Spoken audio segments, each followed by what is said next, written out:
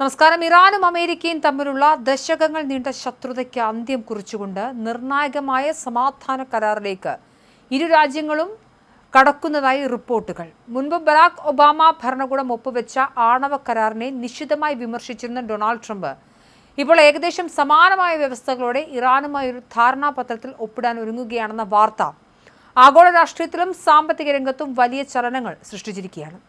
ട്രംപിന്റെ വിശ്വസ്തരായ Steve Witkoff, Jared Kushner എന്നിവരും മുതിർന്ന ഇറാനിയൻ ഉദ്യോഗസ്ഥരും തമ്മിൽ ചർച്ച ചെയ്ത 14 പോയിന്റുകളുള്ള ഒരു മെമ്മോറാണ്ടം ഓഫ് അണ്ടർസ്റ്റാൻഡിംഗ് നിലവിൽ അന്തിമഘട്ടത്തിലാണ്. ഈ കരാർ ഒപ്പിടുന്നതോടെ വെറും 48 മണിക്കൂറിനുള്ളിൽ മേഖലയിലെ യുദ്ധ അന്തരീക്ഷത്തിന് അയവ് വരുത്താൻ കഴിയുമെന്നാണ് വൈറ്റ് ഹൗസിന്റെ പ്രതീക്ഷ. ഈ പുതിയ നീക്കത്തിന്റെ ഭാഗമായി ഇറാന് മേൽ ഏർപ്പെടുത്തിയിരിക്കുന്ന അമേരിക്കൻ ഉപരോധങ്ങൾ നീക്കം ചെയ്യാനും ലോകത്തിന്റെ വിവിധ ഭാഗങ്ങളിലായി മരവിപ്പിച്ചു നിർത്തിയിരിക്കുന്ന ശതകോടിക്കണക്കിന് ഡോളറിന്റെ ആസ്തികൾ അവർക്ക് തിരികെ നൽകാനും തീരുമാനമായിട്ടുണ്ട്. കരാർ യാഥാർത്ഥ്യമായാൽ ഹോർമൂസ് കടലിടുക്ക് വീണ്ടും തുറക്കുന്നതും ഇറാന്റെ ആണവ പരിപാടികൾക്ക് പുതിയ പരിധികൾ നിശ്ചയിക്കുന്നതും ഉൾപ്പെടെയുള്ള വലിയ ചർച്ചകൾക്കായി 30 ദിവസത്തെ സമയം ഇരു രാജ്യങ്ങൾക്കും ലഭിക്കും. ആണവ പരീക്ഷണങ്ങളോ ആണവായുധ നിർമ്മാണമോ നടത്തില്ലെന്ന് ഇറാൻ പക്ഷേ ഉറപ്പ് നൽകേണ്ടതുണ്ട്. കൂടാതെ അടുത്ത 12 മുതൽ 15 വർഷം വരെ യുറേനിയം സമ്പുഷ്ടീകരണം നിർത്തണമെന്ന വ്യവസ്ഥയുമുണ്ട്.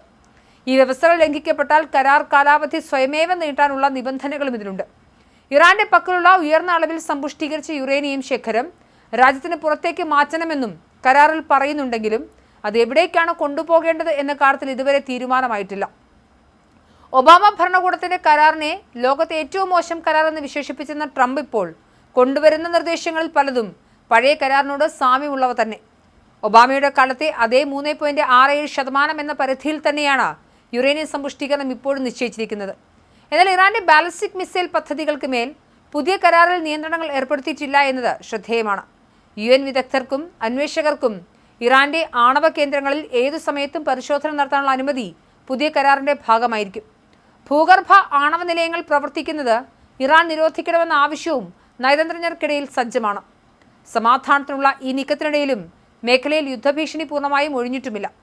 ഇറാൻ ചർച്ചകളിൽ നിന്നും പിന്നോട്ട് പോയാൽ കനത്ത ബോംബാക്രമണം നേരിടേണ്ടി വരുമെന്ന് ട്രംപ് തന്റെ സോഷ്യൽ മീഡിയ പോസ്റ്റിലൂടെ മുന്നറിയിപ്പ് നൽകിയിട്ടുണ്ട്. ഹോർമൂസ് കടലിടുക്കിന് മേൽ ഇറാൻ നടത്തുന്ന അവകാശവാദങ്ങളെ തള്ളിക്കൊണ്ട് അമേരിക്കൻ പ്രതിരോധ സെക്രട്ടറി പീറ്റ് ഹെഗ്സത്തും രംഗത്തെത്തിയിട്ടുണ്ട്. മറുഭാഗത്ത് ഇസ്രായേൽ കടുത്ത ജാഗ്രതയിലാണ്. കരാർ പരാജയപ്പെടുകയാണെങ്കിൽ ഇറാന്റെ ഊർജ്ജ കേന്ദ്രങ്ങളും മുതിർന്ന ഉദ്യോഗസ്ഥരെയും ലക്ഷ്യമിട്ടുള്ള കനത്ത ആക്രമണങ്ങൾക്ക് പ്രധാനമന്ത്രി ബെഞ്ചമിൻ നെതന്യാഹുവും പദ്ധതിയിടുന്നതായും റിപ്പോർട്ടുകളുണ്ട്. യുണൈറ്റഡ് അറബ് എമിറേറ്റ്സിന് നേരെ ഇറാൻ മിസൈൽ ആക്രമണം നടത്തിയ പശ്ചാത്തലത്തിൽ ഇസ്രായേൽ സൈന്യം തങ്ങളുടെ ആക്രമണ പദ്ധതികൾ കൂടുതൽ വേഗത്തിലാക്കിയിട്ടുമുണ്ട്. സമാധാന നീക്കത്തിന്റെ വാർത്തകൾ പുറത്തു വന്നതോടെ ആഗോള എണ്ണ വിപണിയിൽ വലിയ ഇടിവ് രേഖപ്പെടുത്തി. ബ്രന്റ് ക്രൂഡ് ഓയിൽ വില 10% കുറഞ്ഞ് ബാരലിന് $100 താഴെ എത്തിയിട്ടുണ്ട്.